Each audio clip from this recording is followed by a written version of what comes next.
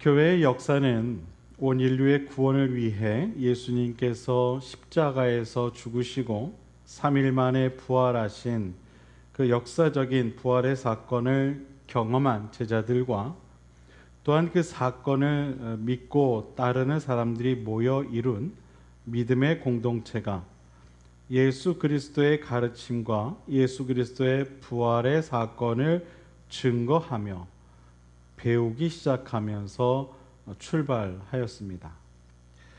교회란 예수 그리스도를 믿는 성도들이 성령에 의해 결합된 공동체를 일컫는 명칭입니다. 신약에 있어서 교회로 번역된 단어인 이 에클레시아는 신약 성경에 모두 112번 기록되어 있는데 이 에클레시아는 에크카레오, 즉 불러내어 모으다에서 온 말로서 공적인 목적으로 모이는 공회를 가리키는 말입니다. 이 뜻을 따라 교회란 하나님께서 택하여 불러 모은 이들의 공동체라는 의미를 가지게 되었습니다. 오늘 본문에 기록된 사도행전은 예루살렘에 모여 있던 제자들과 함께 했던 공동체 가운데 성령의 임재가 있게 되어 성령을 체험한 이들을 통한 새로운 형태의 교회의 시작을 우리에게 전해줍니다. 그들은 부활의 주 예수 그리스도를 고백하고 회개하여 세례를 받은 무리들로서 사도의 가르침을 받아 서로 교제하며 떡을 떼며 기도하기를 힘썼습니다. 그리고 이후에는 성령 충만함으로 세상 가운데 예수 그리스도의 복음을 선포하고 가르치고 세례를 주는 일들을 감당하기 시작했습니다. 이와 같은 초대교회는 구약의 이 이스라엘 민족을 대신하여 하나님의 구속 역사를 감당하는 신앙 공동체가 된 것입니다. 바울 서신에 있어서도 교회는 성령이 거하시는 하나님의 전 혹은 하나님의 집, 성령의 교제로서 성령에 의해 하나 되는 신앙 공동체로 설명되어 있는 것을 볼 수가 있습니다. 특히 사도 바울에게 있어서 중요한 것은 교회는 그리스도의 몸이라는 이해입니다. 그리스도는 교회의 머리가 되시고 교회는 그리스도의 몸이 된다는 것입니다. 즉 그리스도인인 우리는 교회 안에서 각자의 개성을 가지면서도 하나의 이 유기적인 존재로서 이 몸된 교회를 이룬다는 것입니다. 그리고 이 신앙 공동체는 그리스도의 장성한 분량이 충만한 데까지 이르기 위해 끊임없이 자라가도록 되어 있다는 것입니다. 사도 요한은 특히 그리스도와 교회와의 사귐을 강조하면서 포도나무와 가지의 비유를 통해 그리스도와 교회와의 연합된 관계를 설명합니다. 요한복음 15장을 보면 그리스도는 참 포도나무요 우리는 그 가지니 오직 우리가 그리스도 안에 거할 때만이 풍성한 열매를 맺는다고 말하면서 그리스도와 교회는 하나로 연합되어 있음을 말합니다. 교회에 대한 비유의 말씀도 성경에 많이 기록되어 있는데 하나님의 피로 사신 교회, 하나님의 성전, 하나님의 가족, 하나님의 집, 예수 그리스도를 토대로 한 건물, 예수 그리스도의 신부를 목자로 하는 양떼 등으로 비유하여 기록되어 있는 것을 볼 수 있습니다. 저는 오늘 이러한 교회에 대한 이러한 이 다양한 기초적인 이해를 가지고 오늘 본문에 나오는 초대교회의 모습을 통해 오늘날 교회의 교회다움에 대해 함께 말씀을 나누려고 합니다. 먼저 첫 번째, 초대교회 성도들에게 있어서 교회란 어떤 곳이었는가? 오늘 본문을 보니까 믿는 사람들이 함께 모여 서로의 것을 나누는 나눔 공동체였음을 보게 됩니다. 본문 43절을 보면 이런 말씀이 나옵니다. 믿는 사람이 다 함께 있어 모든 물건을 서로 통용하고 또 재산과 소유를 팔아 각 사람의 필요를 따라 나눠 주었다 라고 기록되어 있는 것을 보게 됩니다. 이 말씀을 보면 초대교회는 나눔 공동체였음을 알 수가 있습니다. 여러분, 나눔은 성도된 우리 모두에게 매우 중요한 삶의 모습인 줄 여러분 꼭 믿으시길 바랍니다. 오늘날에도 많은 믿음의 사람들이 교회 안에서 이러한 이 나눔의 삶을 실천하며 살아가는 것을 보게 됩니다. 매우 다양한 것들을 나눕니다. 물질을 나누기도 하고 또 자신의 시간을 나누기도 하고 또 가지고 있는 재능을 나누기도 하고 또 때로는 어떤 힘을 사용해야 할 그런 노동을 나누기도 합니다. 참 다양한 방법으로 나눔의 삶을 살아가는 것을 보게 됩니다. 그런데 이러한 나눔의 삶은 그냥 되는 것이 아닙니다. 두 가지 마음이 필요합니다. 바로 사랑하는 마음과 욕심 없는 마음입니다. 이 두 가지 마음이 있을 때에 진정으로 나눔의 삶을 살아갈 수가 있게 된다는 것입니다. 저는 43절에 기록된 이 초대교회의 이 모습을 보면서 어떻게 자신의 소유를 팔아서 서로의 필요에 따라 그렇게 자신의 것을 나눌 수 있었을까? 한번 생각해 보았습니다. 어떻게 하면 그렇게 할 수 있었을까? 여러분에게 묻겠습니다. 여러분 생각에는 어떻게 그렇게 할 수 있었을 것이라 여러분 생각하십니까? 오늘 예배가 끝나기 전까지 그 해답을 한번 잘 생각해 보시길 바랍니다. 어떻게 하면 서로의 필요를 따라 자신의 재산을 팔아서까지 그렇게 나눌 수 있었을까? 어떻게 하면? 많이 있어서 나누는 것이 아니라 서로의 필요를 따라 자신의 것을 팔아서 그것을 나눴다. 어떻게 하면 그렇게 할 수 있었을까?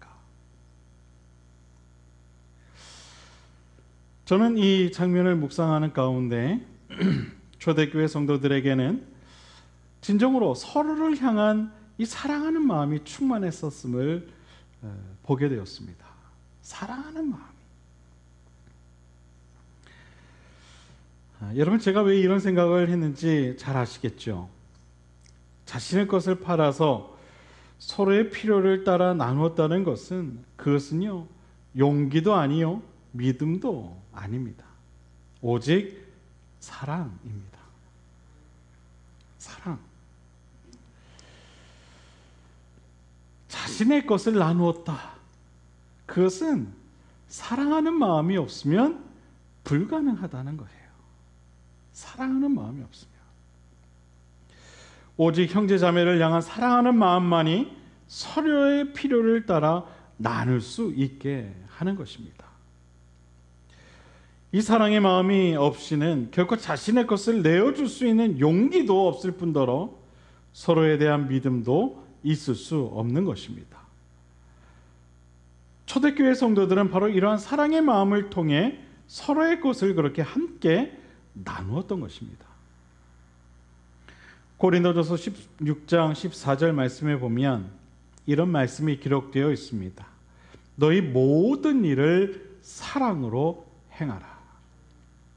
너희가 하는 그 모든 일을 사랑의 마음을 가지고 할 수 있어야 한다는 것입니다. 그것이 무엇이 되었든 모든 일을 할 때 사랑의 마음을 가지고 행해야 한다는 것입니다. 우리가 서로의 것을 나누기 위해 필요한 마음이 있다면 그것은 바로 사랑의 마음이란 사실을 여러분 꼭 믿으시게 되기를 바랍니다. 그리고 그들에게는 욕심 없는 마음이 있었습니다. 나만의 유익을 버리는 마음, 모든 불평과 불만을 버리는 마음, 나를 사로잡고 있는 걱정과 염려를 버리는 마음, 나를 향하던 마음이 내 곁에 있는 형제와 자매에게로 향하는 마음, 이것이 바로 욕심 없는 마음이죠. 욕심 있는 사람들의 특징이 있습니다. 그것은 바로 그들에게는 하나님의 말씀이 결코 성장하지 못한다는 것입니다. 하나님의 말씀이 주어져도 그 말씀이 삶 가운데의 열매로 결실되지 못한다는 것입니다. 마가복음 4장 18절과 19절에 보면 이런 말씀이 나옵니다. 어떤 이는 가시떨기에 뿌리 우는 자니 이들은 말씀을 듣되, 그 뒤에 이런 말씀이 나오죠. 세상의 염려와 재리의 유혹과 기타 욕심이 들어와 말씀을 막아 결실치 못하게 되는 자라. 이런 말씀이 나옵니다. 즉 욕심이 많으면 말씀의 열매가 결코 있을 수 없다는 것입니다. 사랑하는 여러분, 욕심을 버리십시오. 욕심을 버리십시오.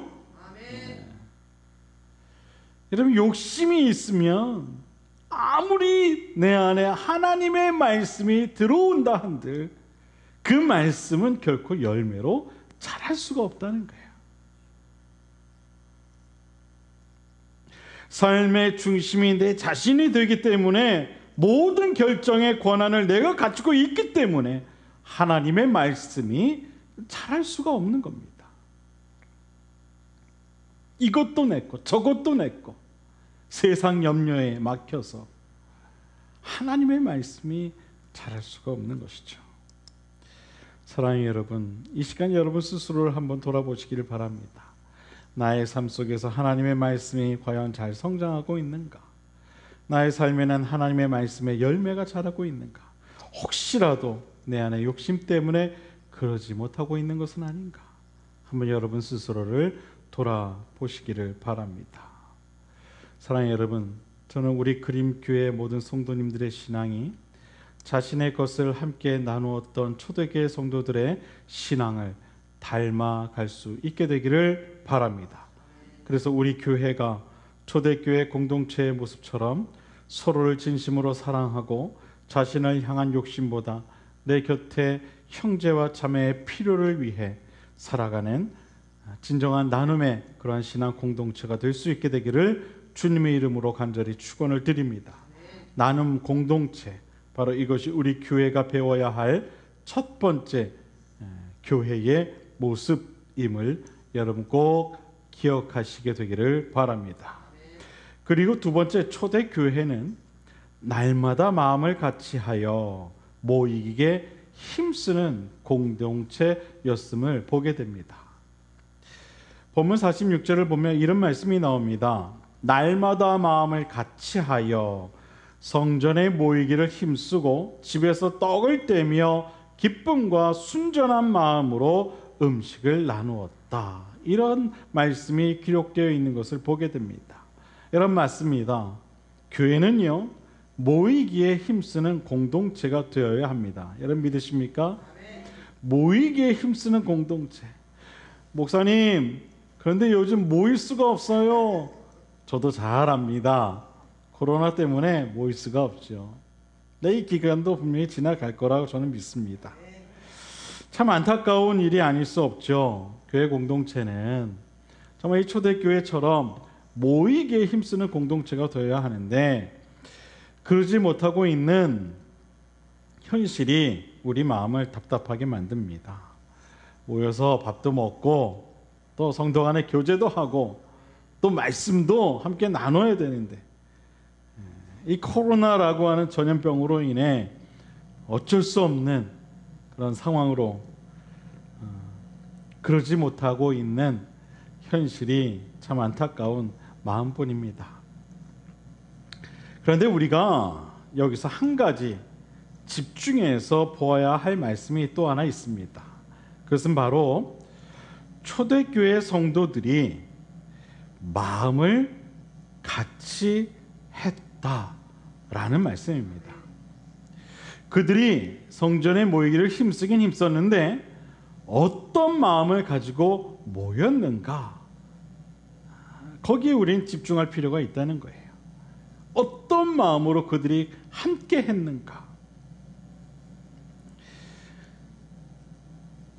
여러분, 어떤 모임도 그 모임의 목적이 상실되면 그 모임의 존재는 무의미해지듯이 교회도 이 모이기에 힘써야 하는데 왜 그래야 하는가에 대한 목적이 상실되면 그 교회의 본질은 사라지고 마는 것입니다. 즉 어떤 마음을 가지고 모이느냐가 더 중요하다는 거죠. 여러분, 우리가 왜 모여야 할까요?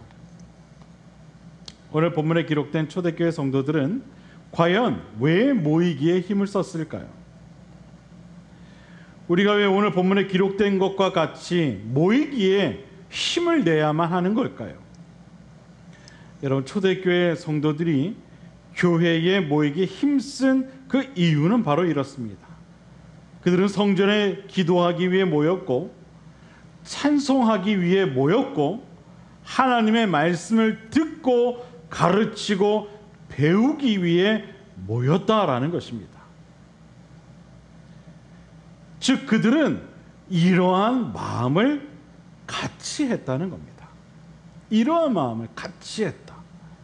즉 기도하기 위해 찬송하기 위해 하나님의 말씀을 듣고 배우고 가르치기 위한 마음으로 그들은 같이 했다는 거예요. 여러분, 이것이 중요한 겁니다. 어떤 마음을 같이 했는가? 또 46절 본문에 보게 되면 이런 말씀도 나오죠. 그들이 집에서 떡을 떼었다. 그런 표현도 나오는데 여러분, 이것은요 단순히 그들이 음식을 나누었다는 게 아니에요. 자신들을 위해 내어주신 주 예수 그리스도의 살과 피를 함께 기념하며 그분을 기리며 성찬을 행했다는 표현이에요. 떡을 떼었다. 성찬을 행했다는 거죠. 예수 그리스도를 그들이 기억했다는 거예요. 삶에서조차, 가정에서조차 그들이 모일 때마다 그와 같이 예수 그리스도를 함께 기억하며 그리스도의 그 희생을 함께 기념하며 떡을 떼었다는 겁니다. 저는 오늘 이 초대교회 성도들의 마음과 오늘 함께 예배하는 우리 모두의 마음이 한 마음이 되어지기를 바랍니다. 그래서 초대교회 성도들과 같이 그리스도의 이름으로 모이기에 힘쓸 수 있는 우리 모두의 마음이 되어지게 되기를 바랍니다. 우리가 왜 모여야 하는가? 그것은 바로 기도하기 위해, 찬송하기 위해, 하나님의 말씀을 듣고 가르치고 배우기 위해서라는 사실을 여러분 꼭 기억하실 수 있게 되기를 바랍니다. 히브리서 10장 19절에서 25절까지의 말씀을 보면 이런 말씀이 나옵니다. 여러분 한번 성경을 한번 찾아보시죠. 히브리서 10장 19절 이하입니다. 그러므로 형제들아, 우리가 예수의 피를 힘입어 성소에 들어갈 담력을 얻었나니 그 길은 우리를 위하여 휘장 가운데로 열어놓으신 새롭고 산 길이요 휘장은 곧 저의 육체니라. 또 하나님의 집 다스리는 큰 제사장이 계심에 우리가 마음의 뿌림을 받아 양심의 악을 깨닫고 몸을 맑은 물로 씻었으니 참 마음과 온전한 믿음으로 하나님께 나아가자. 또 약속하신 이는 미쁘시니 우리가 믿는 도리의 소망을 움직이지 말고 굳게 잡아 서로 돌보아 사랑과 선행을 격려하며 모이기를 패하는 어떤 사람들의 습관과 같이 하지 말고 오직 권하여 그날이 가까움을 볼수록 더욱 그리하자. 아멘. 사랑하는 여러분, 저는 우리 그림교회가 이와 같은 교회가 되기를 원합니다. 즉 모이기에 힘쓰는 그러한 교회가 되기를 간절히 원합니다. 습관적인 그런 모임이 아니라 기도하기 위해, 찬송하기 위해, 하나님의 말씀을 배우기 위해 모이는 교회가 되기를 바랍니다. 모이는 공동체, 바로 이것이 우리 교회가 배워야 할 두 번째 교회의 모습임을 여러분 꼭 기억하실 수 있게 되기를 바랍니다. 마지막으로 오늘 본문 말씀은 교회에 대해 이렇게 이야기를 합니다. 47절을 보면 하나님을 찬미하며 온 백성에게 칭송을 받으니 주께서 구원받는 사람을 날마다 더하게 하시니라. 본문을 보면 초대교회 성도들이 하나님을 찬미했다라는 그런 말씀이 나옵니다. 하나님을 찬미했다. 여러분, 이것이 무엇을 의미하는 걸까요? 교회는 하나님을 예배하는 공동체야 한다는 것입니다. 예배가 살아있는 공동체가 되어야 한다는 것이죠. 교회는 이처럼 하나님을 예배하기 위해 모이는 곳이 되어야 합니다.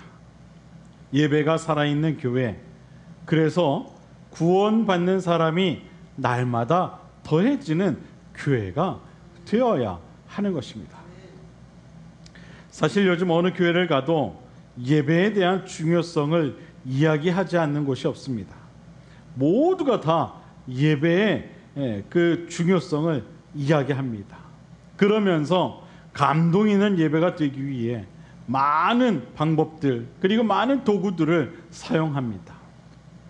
보다 매끄러운 예배의 진행을 위해 그리고 많은 그 성도들이 감동받을 수 있는 예배를 위해 다들 애쓰는 것을 보게 됩니다. 첨단 장비를 동원해서 웅장한 사운드를 연출하기도 하고 화려한 영상을 이용을 해서 예배에 참석한 성도들로 하여금 최대한 감동을 받을 수 있도록 도움을 줍니다. 그러나 아무리 매끄러운 예배 진행과 훌륭한 예배 연출이 있는, 또 그로 인한 감동이 있는 예배라 할지라도 예배하는 이들의 마음 가운데 하나님을 향한 신령과 진정으로 예배하고자 하는 그 마음이 없으면 그것은 아무런 의미 없는 하나의 종교의식에 머무르게 될 것입니다. 예배는 어떤 종교의식이 결코 아닙니다. 예배는 우리 안에서 살아 역사하시는 전능하신 하나님 앞에 나아가 엎드리는 것입니다. 이것이 예배입니다. 현존하시는 하나님의 그 영광 가운데 나아가 그 안에 들어가 하나님의 높고 높은 이름을 찬미하는 것, 여러분, 이것이 진정한 예배라는 것입니다. 예배란 단어에는 엎드리다라는 그런 의미가 담겨져 있습니다. 엎드리다, 전능하신 하나님 앞에 나아가 엎드리는 것, 그리고 하나님의 이름을 찬미하는 것, 여러분, 이것이 바로 예배라는 것입니다.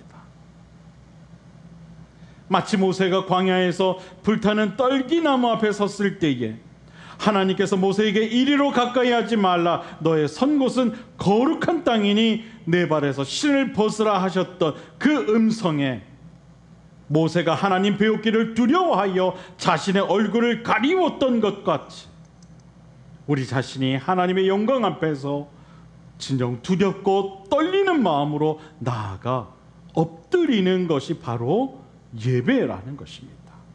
그것이 예배라는 거예요.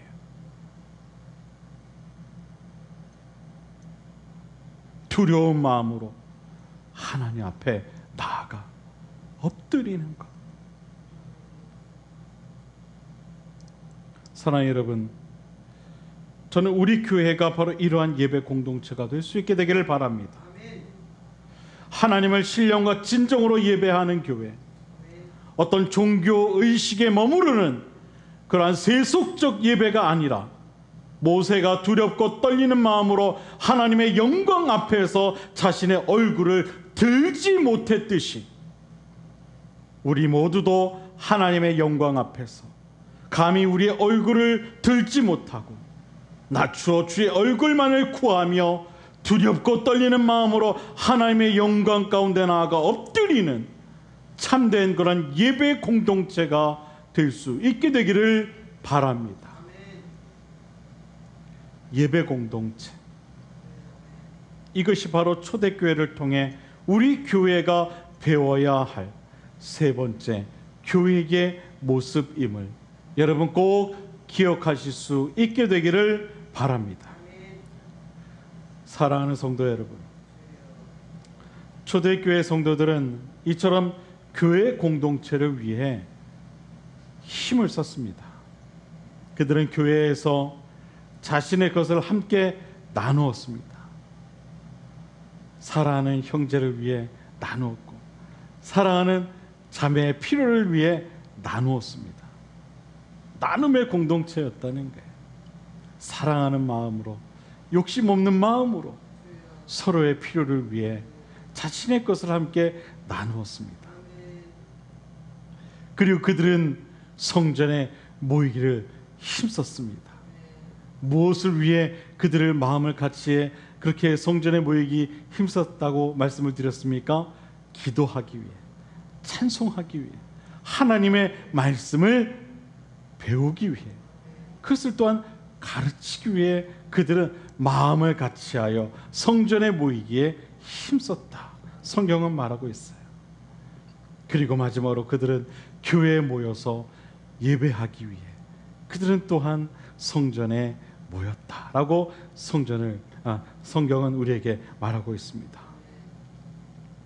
저는 우리 그림교회가 이러한 초대교회의 모습을 이어가는 제2의 초대교회가 될 수 있게 되기를 주님의 이름으로 간절히 축원을 드립니다. 나눔이 있는 교회, 마음을 같이하여 모이기에 힘쓰는 교회, 참된 예배가 회복되는 교회, 진정으로 하나님을 사랑할 줄 아는 교회가 바로 우리 그림교회가 될 수 있게 되기를 주님의 이름으로 간절히 축원을 드립니다. 교회의 머리가 되시는 예수 그리스도께서 우리 교회의 머리가 되어주시고 인도자가 되어주셔서 새로운 신앙 공동체, 살아 움직이는 신앙 공동체가 되도록 더욱 힘쓰는 저와 여러분 모두의 신앙이 될 수 있게 되기를 주님의 이름으로 간절히 축원을 드립니다. 교회 안에서 여러분의 신앙의 답을 찾아가는 그러한 신앙의 여정이 늘 함께 하실 수 있게 되기를 다시 한번 주님의 이름으로 간절히 축원을 드립니다. 기도하겠습니다.